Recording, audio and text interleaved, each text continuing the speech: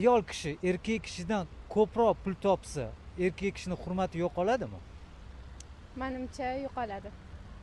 Ma'lum ma'noda yo'qoladi. Har jabhada menimcha erkak kishi ustun bo'lishi kerak. Xoh u diniy, xoh u dunyoviy, xoh u mol dunyo, pul bo'lsin, boshqa bo'lsin, mansabi, mol dunyosi bo'yicha ham ayol kishidan yuqori bo'lishi kerak deb o'ylayman. Yo'q, menimcha yo'qolmaydi. Agar bir-birlariga bo'lgan muhabbatlari bo'lsa, yo'qolmaydi. Agar e'tibor bo'lsa, erkak kishidan ayoliga e'tibor bo'lsa, menimcha pul qancha topgan taqdirda ham ayol kishi ustun tura olmasa kerak. Yo'qoladi. Erkak kishidan ko'proq pul topsa yo'qoladi. Nima sababdan? Hayotda o'zimni boqa olaman, erkak kishi ham yashay olaman degan xayol keladi miyasiga. Ko'p pul topsa, o'zimni boqa olaman degan xayol.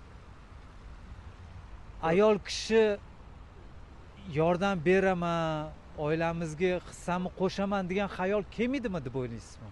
Keladi kamdan kam. Hozirgi kunda kam bunaqalar. Shunaqa deb o'ylayman.